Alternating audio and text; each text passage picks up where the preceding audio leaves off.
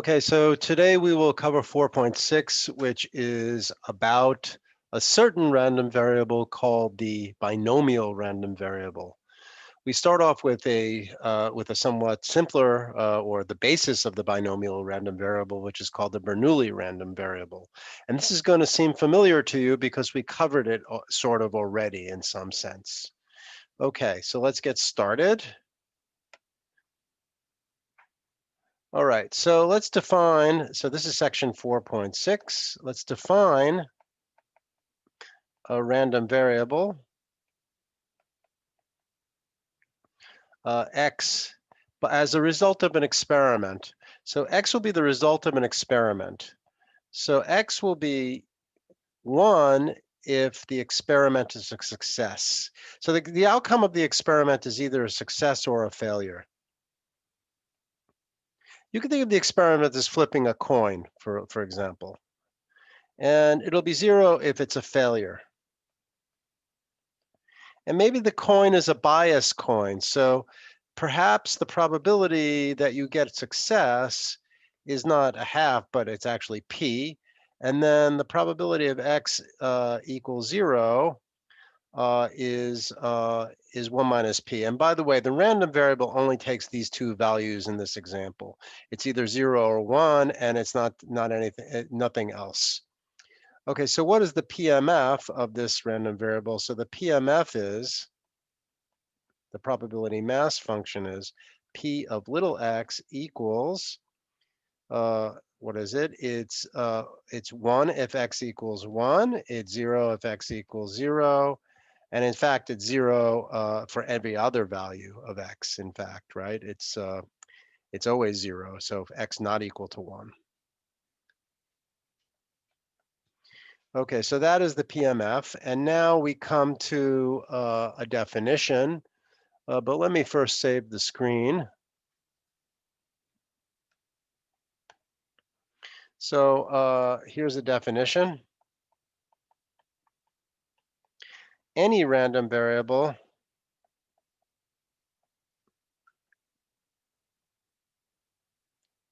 x, not necessarily the one given by an experiment, with the property that its PMF has the form P of x equals 1 if x equals 1 and P of x equals 0 otherwise, is called a Bernoulli. Oops.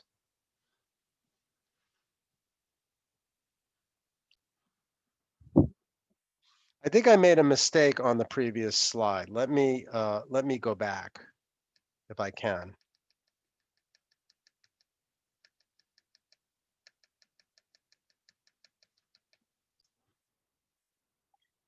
Okay, I wrote the PMF incorrectly. It should be this, of course.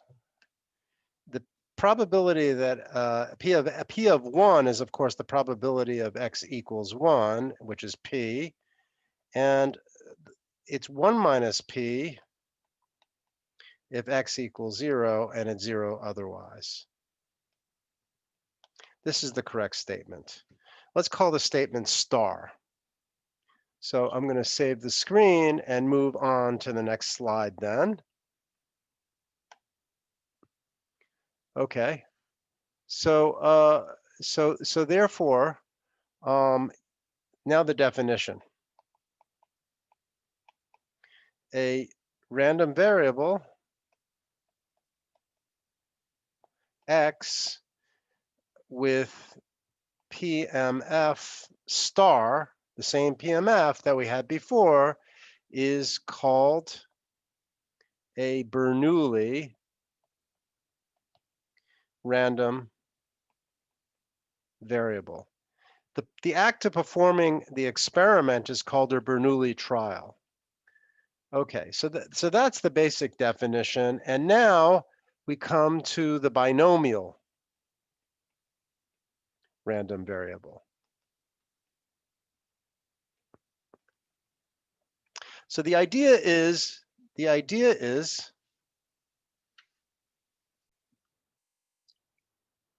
Okay, so the idea of the binomial random variable is you have an experiment, you're going to perform the same experiment n times. So we perform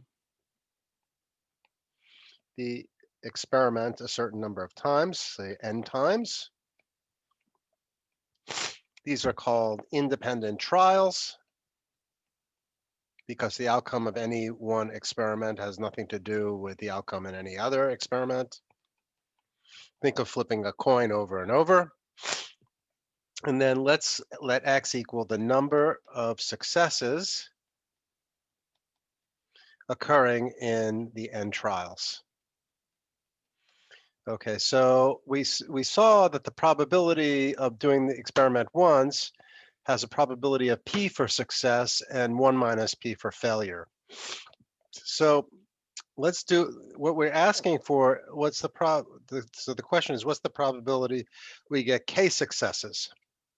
Well, think of having n slots.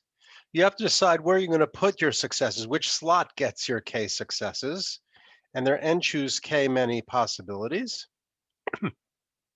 For each success, you get a contribution of a probability of p, but there are k successes, so we get p to the k. And the remaining slots are all failures, so it's 1 minus p to the n minus k. Okay, so this actually defines a PMF, which I'm going to put on the next slide. So the PMF in this case is P of k is equal to n choose k, p to the k, 1 minus p to the n minus k. And here k is ranging from 0, 1, to all the way up to n. And there are no other values of p. I mean, there are no other inputs but k going from 0 to n. So definition, let's call this PMF star star. Any random variable with PMF star star is called a binomial random variable of type BNP. Okay, so that's the main definition. And now for the remainder of the lecture, I'm going to just talk about examples. So let's work out some examples.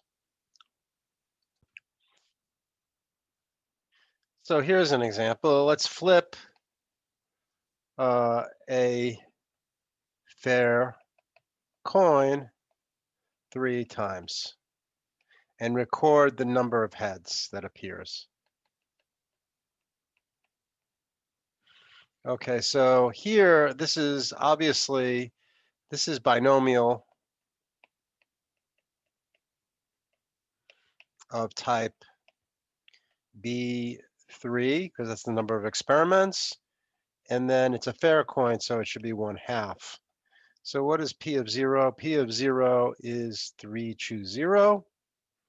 1/2 to the 0 times 1/2 to the n minus 0, n is 3, so it's 3 minus 0, half cubed, which is 1/8. P of 1 is 3 choose 1 times 1/2 to the first power times 1/2 to the second power, so this is 3/8. P of 2 is 3 choose 2 times 1/2 to the second power times 1/2 to the first power, which is again 3/8. And then P of 3 is 3 choose 3 times 1/2 cubed times 1/2 to the 0, and that's going to be 1/8, and that's it. Notice that the sum of the values of P of 0 plus P of 1 plus P of 2 plus P of 3 has to add up to 1, and indeed it does. So let's try an example of draw. So we have a set of 4 cards consisting of 1 spade, 1 heart, 1 club, and 1 diamond. These are the 4 suits. Okay, and so we have 4 cards, and now let's select 3 with replacement. Okay, so we're going to select 3. We're going to select 1, and then we'll put it back. Select 1 again. So select a card 3 times with replacement. Let me write it like that. Select a card of the 4 cards 3 times with replacement. And let X be the number of clubs we've selected. Okay, so then X is binomial of type what? Of type, well, we're doing an experiment 3 times. And the probability of selecting a club, if we're selecting randomly, is there a 1/4 of the time. Okay, so that's an example. Okay, we don't have to compute anything here. It's just identifying what kind of distribution it is. Another example: roll a die, a fair die, I should say, 10 times, and let X be the number of times a 3 is rolled. So this is clearly binomial. X is B. We're performing a experiment 10 times, and the probability is 1/6 of getting a 3 when we roll on any given roll. Okay.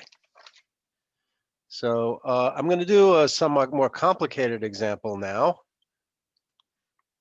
So let me clear the screen. So I'm going to try to do the first part of example 6F on page 141, the first part. So the idea is that you have a communication system.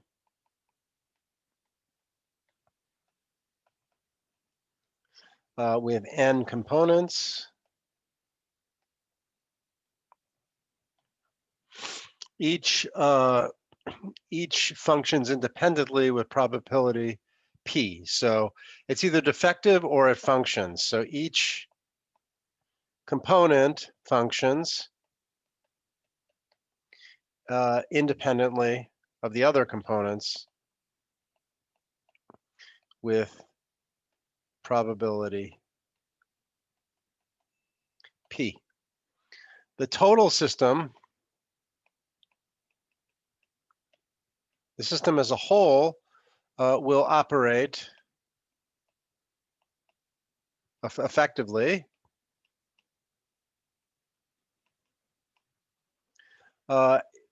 if at least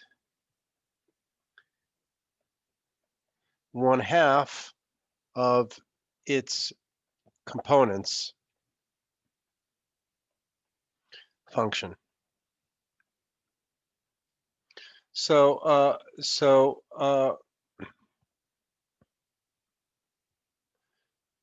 for what p? So the question I'm going to ask, or the book asks, for which p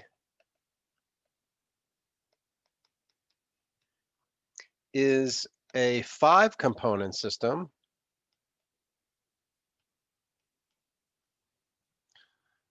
more likely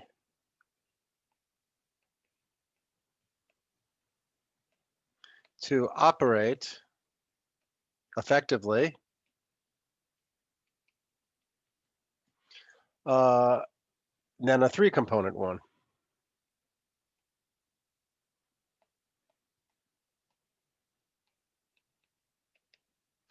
Okay, so we take our system and we let X be the number of functioning components.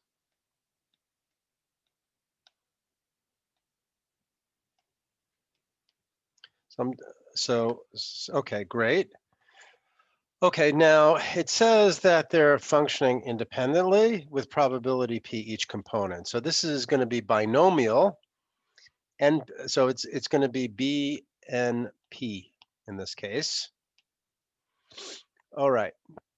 So we have to consider two cases, and I'm going to consider the case n equals 5 first.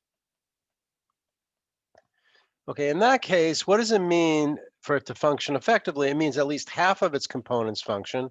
Now, half of 5 is 2.5. That means at least 3 components are functioning. So that means that we get the probability that x equals 3 plus the probability that x equals 4 plus the probability of x equals 5.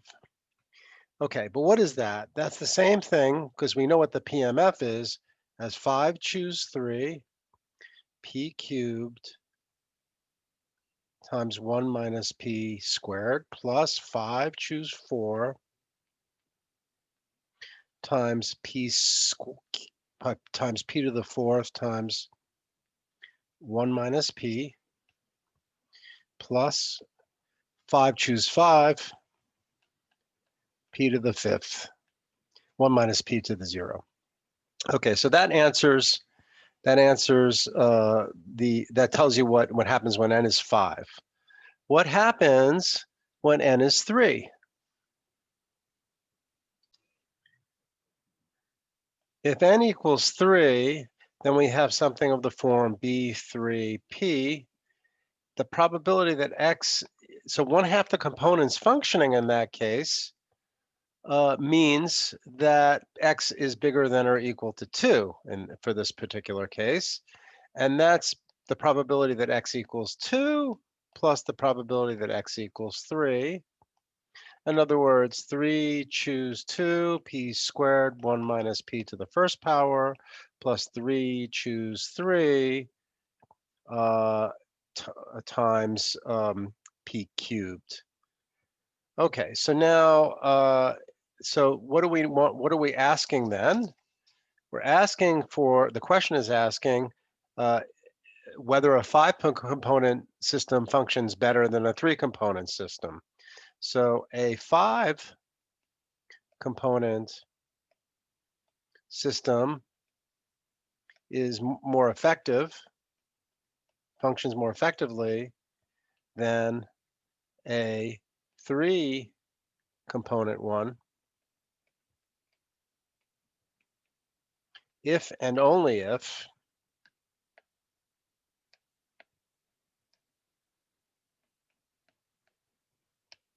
what?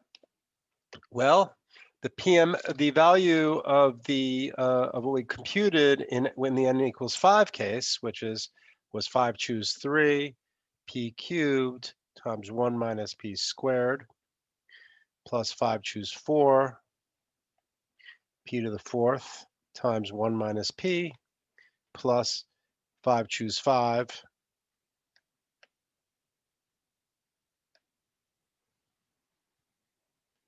p to the 5th. That has to be greater than or equal to the n equals 3 case, which is 3 choose 2 p squared times 1 minus p plus p cubed. Okay, so there's some algebra to do now, and I'm going to spare it. I'm going to spare you. There's going to be a lot of cancellation, and this turns out to be the same thing as the inequality, and it's strict, the inequality, I guess. That 3p minus 1 squared times 2p minus 1 is bigger than 0. Now this can only happen, the p minus 1 is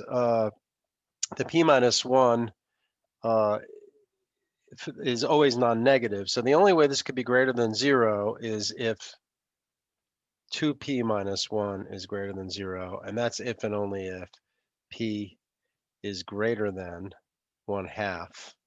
So when p is bigger than 1/2, a 5-component system will function more effectively than a 3-component system. And that will be it for today's lecture.